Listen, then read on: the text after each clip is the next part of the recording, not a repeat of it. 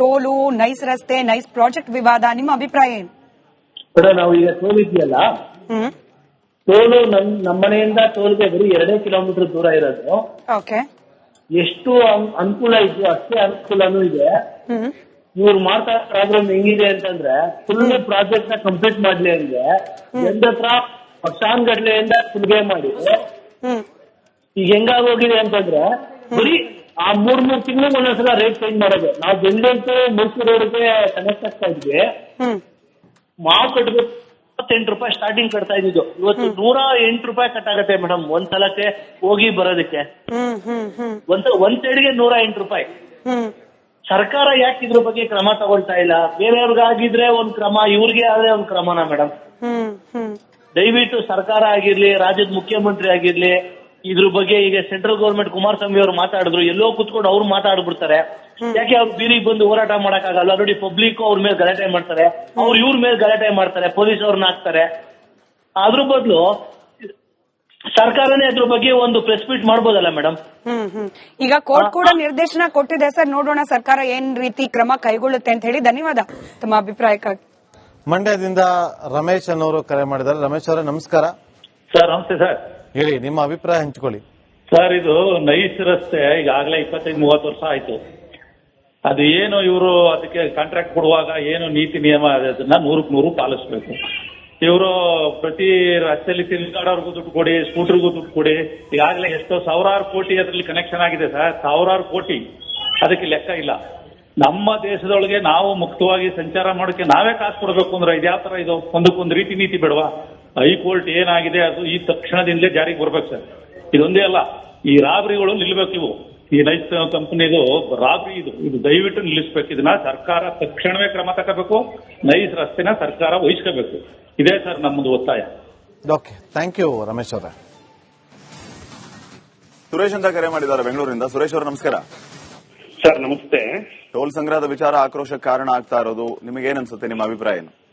Sir, toll ಸಂಗ್ರಹ ಮಾಡ್ತಿರೋದೇ ತಪ್ಪು. ಇವಾಗ ನ್ಯಾಯಾಲಯ ಹೇಳಿದೆ ಇದು ಅನಧಿಕೃತ ಮತ್ತೆ ಈ ತರ ಸಂಗ್ರಹ ಮಾಡ್ತಿರೋದೇ ತಪ್ಪು. ಜೊತೆಗೆ ನೈಸ್ ರೋಡ್ಗೆ ಏನು ರೈತರು ಭೂಮಿ ಕೊಟ್ಟಿದ್ದಾರೆ, ಆ ರೈತರಿಗೆ ಇವತ್ತರೆಗೂ ಪರಿಹಾರ ಕೊಟ್ಟಿಲ್ಲ.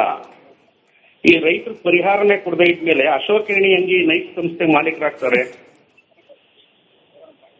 ಸೊ ಆ ಕಾರಣದಿಂದ ರೈತರಿಗೂ ಪರಿಹಾರ ಕೊಡದೆ ಸರ್ಕಾರದ ಅಧಿಕೃತ ಆದೇಶದ ಅನ್ವಯ ಆದೇಶವೇ ಇಲ್ಲ, ನೀವು ಟೋಲ್ ಕಲೆಕ್ಟ್ ಮಾಡಿ ಅಂತ ಹೇಳೋದಕ್ಕೆ. ಯಾಕಂದ್ರೆ ಇವ್ರು ಪ್ರಾಜೆಕ್ಟ್ ನೇ ಕಂಪ್ಲೀಟ್ ಮಾಡಿಲ್ಲ.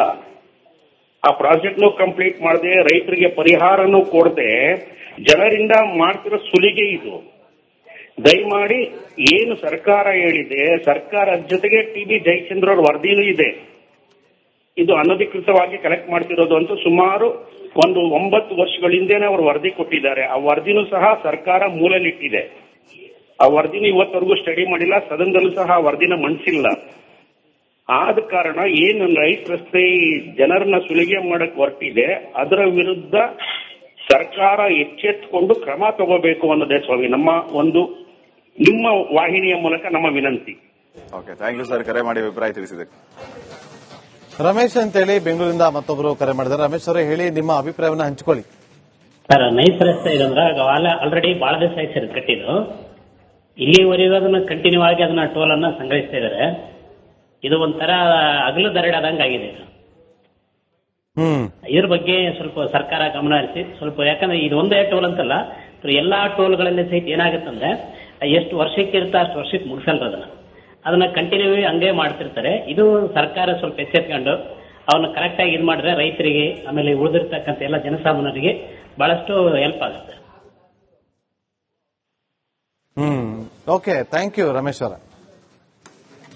ಮೋಹನ್ ಅಂತ ಹೇಳಿ ನಮ್ಮ ವೀಕ್ಷಕರು ದೂರವಾಣಿ ಸಂಪರ್ಕದಲ್ಲಿದ್ದಾರೆ, ಬೆಂಗಳೂರಿನಿಂದ ಕರೆ ಮಾಡಿದ್ದಾರೆ. ಮೋಹನ್ ಅವರೇ ನಮಸ್ಕಾರ. ಮೇಡಮ್ ನಮಸ್ತೆ. ಇದು ನೈಸ್ ರೋಡ್ ಅಲ್ಲಿ ಮಾತ್ರ ಅನ್ವಯ ಆಗುತ್ತೆ ಮೇಡಮ್? ಇದು ಬೆಂಗಳೂರು ಟು ಶಿವಮೊಗ್ಗ ಎಲ್ಲ ಕಡೆನೂ ಇದೆಯಲ್ಲ, ಇನ್ಕಂಪ್ಲೀಟ್ ಆಗಿರೋ ಕಡೆನೂ ಟೋಲ್ ಕಲೆಕ್ಷನ್ ಮಾಡ್ತಾ ಇದ್ದಾರೆ, ಅಲ್ಲಿಗೂ ಕೂಡ ಅನ್ವಯ ಆಗುತ್ತೆ ಮೇಡಮ್ ಇವೆಲ್ಲ? ಈಗ ಸದ್ಯಕ್ಕೆ ಕೋರ್ಟ್ ಇನ್ಸ್ಟ್ರಕ್ಷನ್ಸ್ ಇರೋದು ನೈಸ್ ರಸ್ತೆಗೆ ಸಂಬಂಧಪಟ್ಟಂತೆ ಸರ್. ಇವತ್ತಿನ ನಮ್ಮ ಅಭಿಯಾನ ಕೂಡ ಅದೇ ವಿಚಾರಕ್ಕೆ.